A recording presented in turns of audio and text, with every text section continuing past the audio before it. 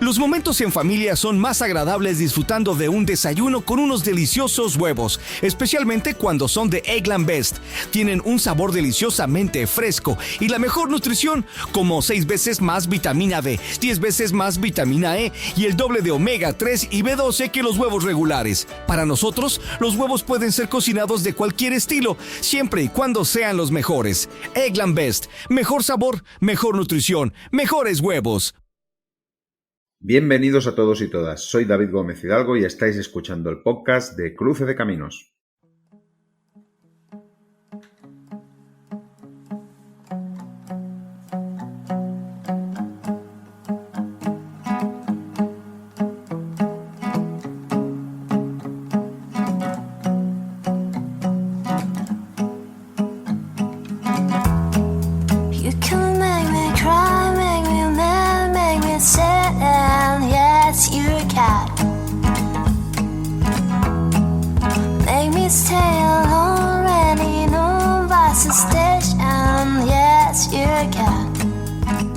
Pues ya estamos aquí otra vez, tercera semana consecutiva. Ya os dije que durante septiembre seguramente no lo haría cada 15 días porque ya sabía de antemano que iba a tener material que podría ser bueno para podcast y tenía ganas de compartirlo con todos vosotros. Por eso, de nuevo, esta semana me encuentro aquí delante de vosotros.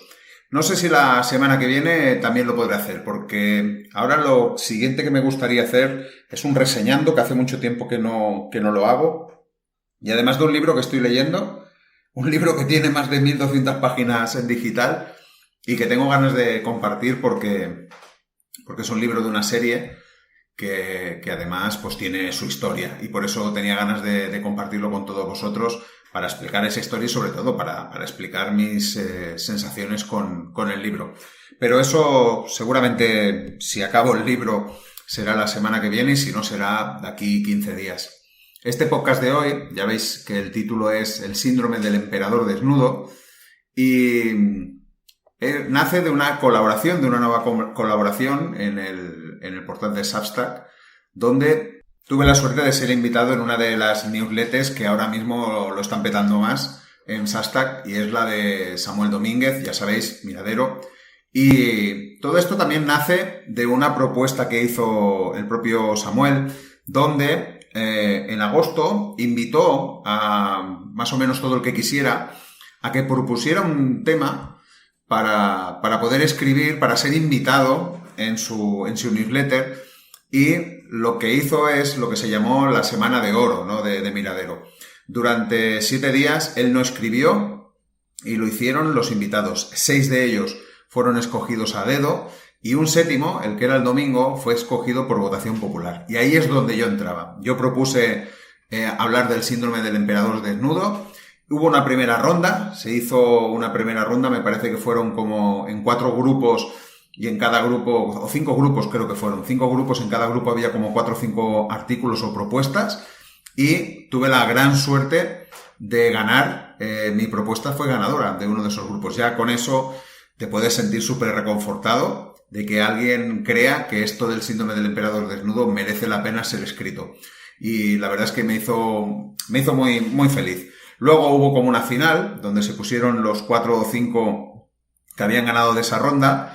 Y allí había ya un claro favorito, había una chica que vivía en Palestina y yo creo que todos teníamos muchísimas ganas de poder leer la historia que tiene que sufrir una chica que quiere ir a la universidad y todo lo que conlleva hacer eso en Palestina. Al final ganó de forma abrumadora, pero bueno, que también tuve ahí mis votos y hablando con Samuel por privado me dijo que estaba muy interesado en el artículo, que le gustaba mucho y que tenía muchas ganas de que lo escribiera y que pudiera ser publicado en Miradero. Y eso sucedió la semana pasada. Creo que fue el sábado, la semana pasada se publicó. Además, fue recibido con bastantes elogios y comentarios muy satisfactorios y eso da pie totalmente a que yo me anime ahora a pasarlo a formato podcast para que vosotros también conozcáis de primera mano ese artículo. Os tengo que decir que el guión de este podcast es más o menos toda la base es la del artículo, pero está en cierta manera, enriquecido, ¿vale? Enriquecido para que tenga, pues, un poco más de sentido en el formato podcast. Pues nada, me paso ya a hablaros del síndrome del emperador desnudo, que os estoy haciendo esperar mucho. In the shadows where we tread, whispers fall like ghosts in flight. Secrets dance above our heads in the cold and silent night. Seguro que has oído hablar muchas veces del síndrome del impostor, e incluso es posible que lo hayas sufrido. Es esa sensación persistente de no estar a la altura, de creer que tus logros no son mérito tuyo, sino fruto de la suerte o del despiste de los demás. Yo mismo confieso que lo sufro unas cuantas veces a la semana, pero ¿has oído hablar del su contrario? Me refiero al síndrome del emperador desnudo. Mientras que el síndrome del impostor vive convencido de que no merece el reconocimiento que recibe, el emperador desnudo recibe reconocimiento sin que haya realmente un mérito que lo justifique. Es el espejo invertido. Uno está desnudo, pero aplaudido, el otro vestido, pero convencido de que su ropa no vale nada. Y aunque aquí voy a centrarme en la literatura, la idea es aplicable a muchos otros ámbitos, desde startups que levantan millones sin un producto real, hasta líderes políticos cuya retórica sostiene realidades frágiles, pasando por dinámicas en redes sociales o incluso en las relaciones personales. La metáfora es fértil porque habla de algo que nos atraviesa a todos, el poder de la ilusión colectiva y el peligro de vivir demasiado tiempo en ella. El origen de la metáfora es bien conocido, viene del cuento El traje nuevo del emperador, de Hans Christian Andersen. En la historia, unos sastres estafadores convencen al emperador de que han tejido un traje magnífico, invisible para los necios e indignos. Nadie quiere arriesgarse a quedar como incompetente, así que todos asienten, todos fingen ver lo que no existe. El emperador, orgulloso, desfila desnudo ante su pueblo, hasta que un niño rompe el hechizo con una frase tan simple como devastadora. Pero si no lleva nada. La fuerza del cuento está en que no se trata solo de un engaño individual, sino de un engaño colectivo. El verdadero protagonista no es el emperador, sino el coro de silencios que lo acompaña. Y ese mecanismo psicológico y social, el miedo a disentir, la reverencia a la autoridad, el contagio de la opinión mayoritaria, sigue operando hoy con sorprendente vigencia. In the shadows where we tread, whispers fall like ghosts in flight. Secrets dance above our heads in the cold and silent night. En el ámbito literario, el síndrome del emperador desnudo se manifiesta de muchas formas y conviene ponerles nombres para reconocerlas. Por ejemplo, estos serían algunos ejemplos. El escritor novel, aquel que recibe una avalancha de elogios de familiares, amigos o lectores poco críticos. Su confianza crece tanto que pierde la capacidad de distinguir la calidad real de su obra. Cuando finalmente recibe una crítica seria, en vez de aprovecharla, la descarta. Ellos no entienden mi estilo. Es complicado, esto del escritor novel, porque muchas veces se queda ahí en esa burbuja de ese reconocimiento y no puede salir de ella. Y cuando se rompe la burbuja es bastante complicado volver a unir los cachos. Otro ejemplo sería la obra Intocable. Ciertos libros convertidos en clásicos incuestionables que se citan y veneran sin que muchos los lean con auténtico entusiasmo. Se mantienen por inercia, más por prestigio acumulado que por emoción genuina. Y aquí no voy a poner ningún ejemplo, pero seguro que os vienen muchos a la cabeza. No sé, a mí me viene uno que casi nadie lee, pero de que todo mundo habla maravillas. Es decir que, bueno, seguro que sabréis cuál es. No quiero liarla porque si no, luego te salen los haters diciendo que vaya, que eso es un libro intocable, que es lo que suele pasar. Al final, cada uno tiene que tener su opinión sobre lo que lee y a no todo el mundo le pueden gustar todas las cosas, ni a todo el mundo le pueden no gustar todas las cosas. No sé si me entendéis. Va así la cosa, es decir, es bastante clara en ese sentido. Muchas veces nos da miedo, por la obra intocable de decir, yo qué sé, que una obra como la de Salinger, pues a lo mejor no te apetece leerla o no te ha gustado, cuando todo el mundo la pone como una obra maestra, por poner un ejemplo ya que me he mojado. Con ello no quiero decir que sea una mala obra, la de Salinger, pero sí que tiene su momento de lectura y eso seguramente que todos lo compartiremos. Otro ejemplo, el autor bilindado. Escritores con una trayectoria consolidada o premiada que le reciben halagos automáticos. Su firma basta para garantizar aplausos, incluso cuando sus textos ya no brillan como antes. Eso lo hemos visto, ¿no? Autores que venden y venden y venden libros. Llega un momento que sacan una novela que no tiene el mismo nivel que las otras, pero se sigue vendiendo y se sigue aplaudiendo y nadie es capaz de decir, oye, la verdad, esta novela ya no está a la altura de las demás. Eso también sucede y conocemos muchos casos. El efecto club exclusivo. Obras deliberadamente herméticas o experimentales donde la dificultad se confunde con la profundidad. El lector que no entiende no se atreve a decirlo, convencido de que el problema está en él. Unas obras de aquellas un tanto retorcidas. Aquí sí que es verdad que las suelen leer mucha menos gente y cuando tú la lees y dices, ¡buah! Esto no me ha gustado, pues tampoco lo dices y un poco te callas y crees que seguramente el problema lo tienes tú porque no llega a tu comprensión. No sé, si lo ponemos en versión cine, a lo mejor entender el final de Blade Runner. ¿Quién dice que no ha entendido el final de Blade Runner cuando la verdad es que ha costado mucho? O a lo mejor el final de Lost, si nos ponemos en plan serie, ¿no? Bueno, serían unos pequeños ejemplos. La burbuja editorial. Fenómenos inflados por campañas de marketing que colocan un libro en todas partes, aunque la experiencia real de los lectores no respalde el entusiasmo inicial. Esto hasta lo he vivido en primera persona cuando colaboraba con ciertas editoriales que me habían enviado libros para que hiciera la reseña. Y recuerdo una muy en concreto donde se hicieron 1 millón de copias de aquel libro, que en aquellos tiempos 1 millón de copias era una burrada y media. Y claro, se tenían que vender libros como churros y tú ibas al Corte Inglés y el libro estaba allí, había 100 libros en la entrada del Corte Inglés y te ibas a la casa del libro, había 100 libros más de ese. Y luego, ¿qué pasó? Que nos juntamos unos cuantos en Twitter para hacer una lectura conjunta y resulta que el libro no funcionaba ni para atrás. Por tanto, claro, empezaron a llover las críticas a ese libro y yo creo que al final la pasta de papel que se llegó a hacer con ese 1 millón de libros fue bastante importante. Me da a entender que fue así, porque yo creo que no fue mucho más allá. Yo no lo vi nunca en las listas de libros más vendidos, aunque corría por todas partes. Es un ejemplo más de ese querer posicionar un libro cuando al final parece que no lo pudiera merecer. En todos estos casos, lo que sostiene el emperador vestido no es la calidad intrínseca, sino el consenso social y el miedo a romperlo, como estáis viendo. Supongo que lo veis claro, ¿no? Que la presión del grupo o el efecto grupo es uno de los más importantes a la hora de este fenómeno del emperador desnudo. In the shadows where we tread, whispers flow like ghosts in flight. Secrets dance above our heads in the cold and silent night. Se tiene miedo a señalar lo obvio. ¿Por qué ocurre esto? Porque en el mundo literario, como en tantos otros ámbitos, intervienen 3 fuerzas muy humanas. Hemos dicho que son el prestigio social, nadie quiere quedar como inculto o falto de sensibilidad literaria, es más fácil asentir que arriesgar o disentir.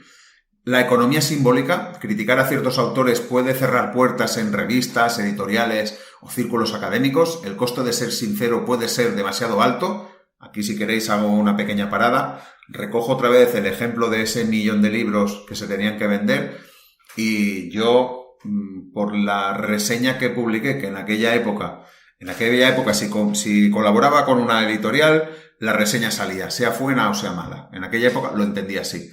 Pues esa reseña me costó un veto de dicha editorial porque no me llegaron más libros de esa editorial, no les gustó lo que llegué a hacer. Por eso, al final, ahora que no suelo colaborar con casi ninguna editorial, puntualmente colaboro con alguna, ya pongo por anticipado que si la reseña no es buena no la voy a publicar y no voy a dar explicaciones.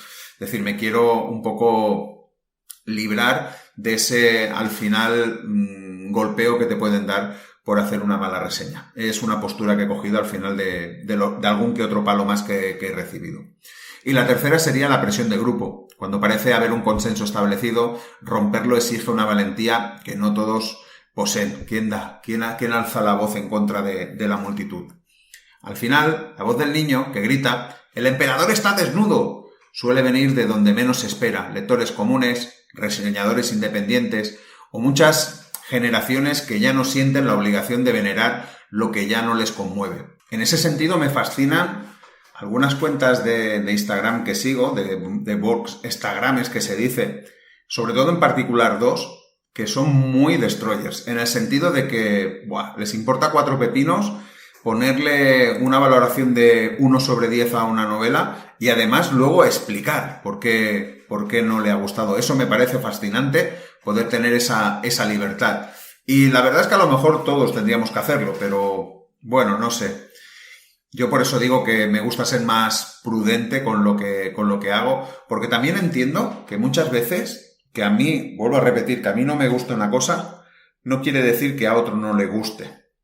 Lo que pasa es que yo, cuando sigo a esas cuentas y me cuentan que un libro no les ha gustado, como voy leyendo otras reseñas que hacen y soy bastante afín con los gustos que tienen ellos, entonces me hago como mía también esa valoración. Y entonces digo, si a ellos no le ha gustado, supongo que a mí tampoco lo va a hacer. Y yo creo que eso es también muy potente y por eso es también para aplaudir.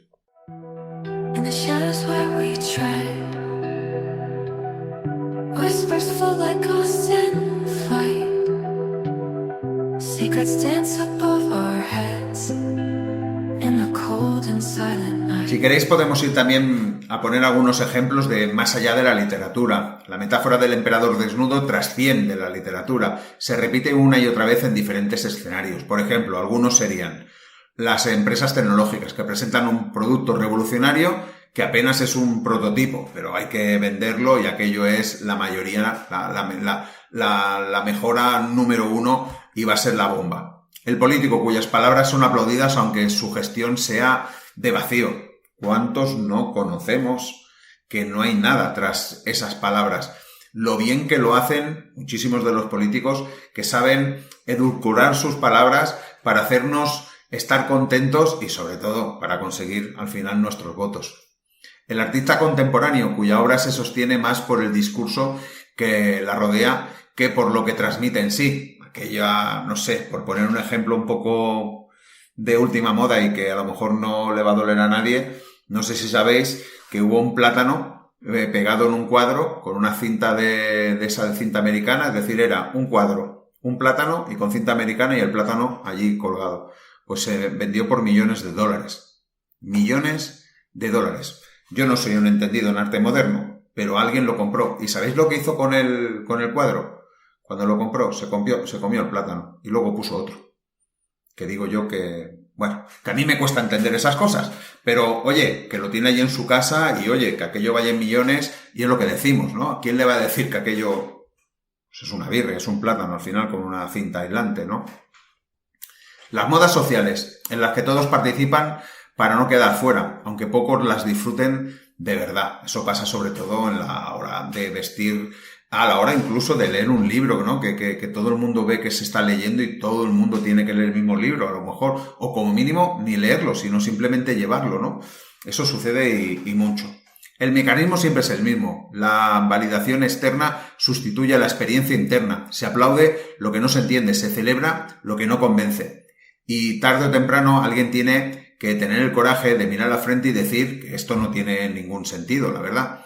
Por eso es tan importante mirarse al espejo de verdad, aceptar la crítica honesta y buscar lo que podemos mejorar. También es vital que existen niños en la plaza, personas dispuestas a romper el consenso cómodo y hacernos ver lo que no queremos reconocer. Por eso, si lo volvemos otra vez a la literatura, es muy bueno tener buenos lectores beta, que te golpeen la novela para hacerla crecer, para hacerla mejor, aunque duela. Ahí sí que he tenido varias experiencias, las sigo teniendo, porque sí que estoy haciendo algunas veces de lector beta, incluso hago informes de lectura, algunos informes de lectura, Y hay que poner lo que hay que poner. Es que si no, sería engañar a la persona. Y no puedes engañar a la persona. Porque si no, luego tu palabra no serviría. Y puede doler. E incluso alguna vez a esa persona la conoces y sabes que le va a sentar mal. Pero le tienes que decir, oye, esto es lo que yo he visto. Ahora tú te lo miras, lo estudias, intentas sacar lo mejor que puedas de todo lo que yo te he dicho. Y si crees que no te conviene, pues no lo hagas. Pero ahí tienes la oportunidad de mejorar. In the shadows where we tread, whispers flow like ghosts in flight. Secrets dance above our heads in the cold and silent night. Un aspecto especialmente delicado del síndrome del emperador desnudo es que cuando finalmente se rompe la burbuja, como os decía antes, y aparece una crítica real, el golpe suele ser devastador. No se trata de una pérdida gradual de confianza, como le ocurre al impostor, sino de un derrumbamiento brusco, de sentirse genio incomprendido a convencerse de que no vale nada como escritor. A veces este choque lleva al afectado de un extremo a otro, de la euforia desmedida al autoboicot paralizante. Es decir, del emperador que cree vestir la tela más exquisita al impostor que piensa que ni siquiera tiene derecho a mostrarse en público. Ese tránsito, abrupto, sin escalas intermedias, puede ser letal para la escritura, pero en muchos casos desemboca en el abandono definitivo de la escritura. Por eso se dice que el síndrome del emperador desnudo es aún más dañino que el del impostor. El impostor, con tiempo, lectura y reconocimiento genuino, puede reconstruirse poco a poco la confianza. El emperador desnudo, en cambio, al descubrir de golpe que estaba expuesto, suele quedarse sin red. Lo que antes era exceso de confianza se transforma en un vacío difícil de llenar. Y es muy duro, os lo he dicho antes, es muy duro ver incluso sentir que la gente que hay a tu alrededor toda te estaba engañando. ¿En qué confías? ¿En qué confías después de darte cuenta de lo que realmente valía tu texto? Es decir, que por eso cuando se hace una valoración, cuando se da una valoración de un texto, cuando se dice sinceramente si te ha gustado o no te ha gustado un libro, hay que hacerlo de verdad, porque si no, se está engañando. Y si al final ese engaño se derrumba, pasa lo que pasa, y es que de un futuro escritor, un prometedor escritor, puede convertirse en nada y dejar la carrera de escritor. Vamos un poco cerrando el círculo. Si el síndrome del impostor es vivir convencido que no merecemos nuestros logros, el síndrome del emperador desnudo es vivir de logros que no tienen verdadero sustento. Entre ambos extremos, lo sano quizás sería encontrarse en un espacio de equilibrio, cultivar la autocrítica sin caer en la parálisis y aceptar los elogios sin volvernos dogma. Aquello de, a ver, ¿qué me han dicho? Pero con los pies en el suelo. Yo eso lo digo muchas veces. Es decir, sí, pero, ¿vale? Sí, pero. Es decir, y sobre todo, hay que ir esperando cuando llegue una crítica. A mí me gusta que cuando llegue una crítica, sobre todo, sea constructiva. Porque si no, no sirve de nada. Es decir, cuando en un libro de Amazon le ponen una estrella pero no dicen por qué, eso no sirve de nada. Lo que estaría bien es que esa estrella estuviera acompañada de una valoración. Pues no me ha gustado el ritmo, no me ha gustado los personajes, o no me ha gustado la historia, alguna cosa así.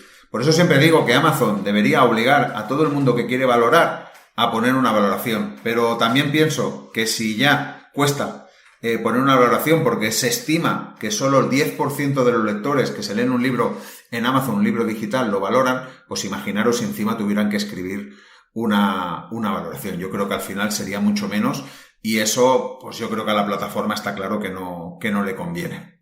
Seguimos con el cierre, ¿no? La literatura, en su mejor versión, debería ser un lugar para la verdad. La verdad de una voz, de una experiencia, de un mundo imaginado. Si dejamos que la ilusión del traje invisible ocupe demasiado espacio, corremos el riesgo de llenar bibliotecas de telas inexistentes. Quizás lo más necesario hoy en la literatura, y más allá de la literatura, es algo muy sencillo. Y ya lo he dicho antes, que hayan más niños en la plaza que nos digan la verdad. Muy bien, y este sería el síndrome del emperador desnudo. Espero que os haya gustado. No sé si conocíais la historia, no sé si conocíais la metáfora, pero yo creo que es muy, muy, muy potente y por eso tenía muchas ganas de compartirla con vosotros. Nada, no me enrollo más. Como siempre, si os ha gustado, ya sabéis, dejadme un like, porque eso me ayuda, además que me anima a seguir con el traje del emperador desnudo. No, me ayuda a darle difusión, a que la gente vea que merece la pena escuchar este podcast y que al final se animen a hacerlo y a conocerlo, que muchas veces alguna vez pasan por ahí, ven que tiene muchos likes y ayuda a conocerlo. También podéis compartirlo, pasarlo, ya sabéis, todo eso me ayuda. Nada, como siempre digo, sed felices, disfrutar de vuestras lecturas. Chao, chao. Sure you'll fade. Sure you'll fade. Sure you'll fade. Sure you'll fade.